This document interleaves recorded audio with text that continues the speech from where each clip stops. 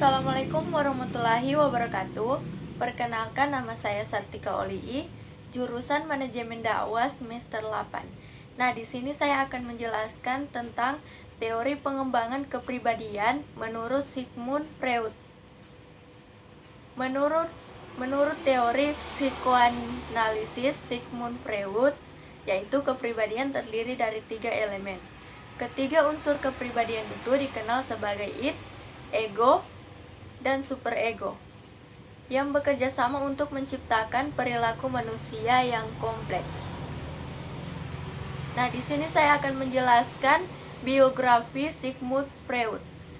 Nah, Sigmund Freud yang dikenal dengan teori psikoanalisis dilahirkan di Moravia pada tanggal 6 Mei 1856 dan meninggal di London pada tanggal 23 September 1939. Gerald Corey dan Theory and Privative of Counseling menjelaskan bahwa Sigmund Freud adalah anak sulung dari keluarga Vienna yang terdiri dari 3 laki-laki dan 5 orang wanita. Dalam hidupnya, ia ditempat oleh seorang ayah yang sangat otoriter dan dengan uang yang sangat terbatas, sehingga keluarganya terpaksa hidup berdesakan di sebuah desa apartemen yang sempit. Namun demikian, orang tuanya tetap berusaha untuk memberikan motivasi terhadap anak-anak mereka. Sebagian besar hidup Sigmund Freud diabadikan untuk memformulasikan dan mengembangkan tentang teori psikoanalisisnya sendiri.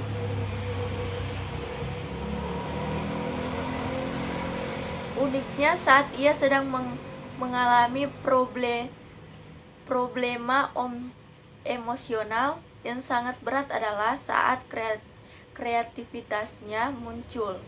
Pada umur paruh pertama 40-an, ia banyak mengalami bermacam psikomatik. Juga rasa nyeri akan datangnya maut dan hobi-hobi lain. Sigmund Freud dikenal juga sebagai tokoh yang kreatif dan produktif.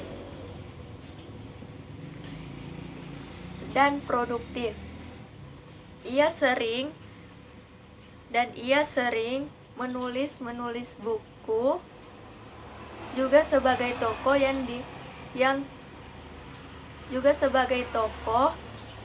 yang sering menghabiskan waktunya 18 jam sehari untuk menulis karya-karyanya.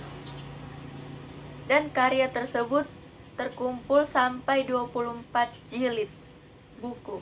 Bahkan ia tetap produktif pada usia senja. Karena karya dan produktivitasnya itu, Freud dikenal bukan hanya sebagai pencetus atau psikoanalisis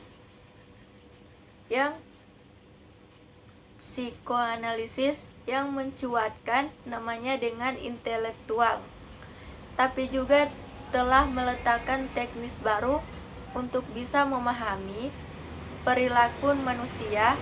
Hasil usahanya itu adalah sebuah teori kepribadian dan psikoterapi yang sangat komprehensif dibandingkan dengan teori serupa yang pernah dikembangkan. Nah, bagi Freud, tingkah laku manusia digerakkan oleh dorongan-dorongan impulsif bawah sadar yang ditransformasi sedemikian rupa menjadi berbagai wujud tingkah laku manusia, termasuk perilaku artistik. Dorongan-dorongan itu bersumber pada id, pada id bagian kepribadian yang dibawa sejak dari lahir. Nah, dari id bagian kepribadian lainnya, ego dan superego terbentuk melengkapi manusia kemudian dipahami sebagai interaksi dinamis antara id, ego, dan superego, dengan ego sebagai komando yang menjaga keseimbangan strukturnya. Freud mengembangkan psikoanalisis sebagai kerangka teoritis dan metode untuk memahami dunia dalam jiwa manusia. Nah, memaparkannya hingga jadi sebuah teori psikologi umum yang menjadi kerangka pikir untuk menjelaskan tingkah laku psikoanalisis. Freud mengambil pandangan biologisme dengan asumsi manusia sebagai makhluk yang digerakkan. Naluri-naluri dasar itu terkandung dalam id sebagai unsur asli psikis manusia.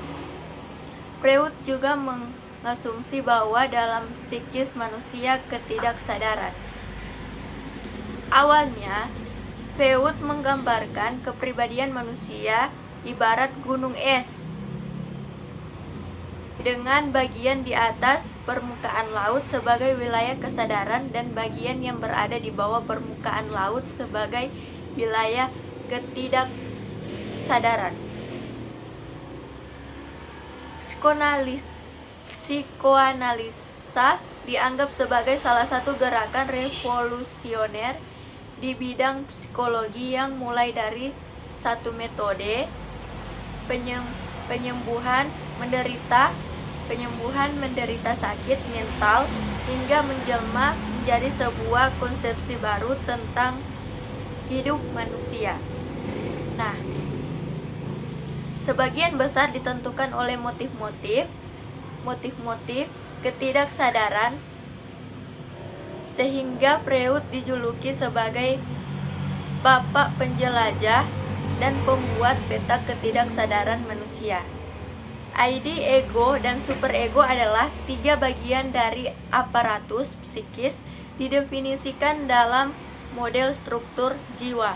Sigmund Freud menurut model dari jiwa, ID adalah himpunan tren insting tidak terkoordinasi, dan ego adalah bagian terorganisir, realistis, dan superego memainkan peran kritis dan moral.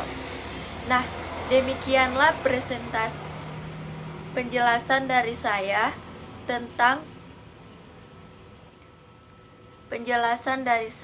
tentang Sigmund Freud. Bila ada salah-salah kata perlu dimaafkan. Wabillahi taufiq walhidayah. Wassalamualaikum warahmatullahi wabarakatuh.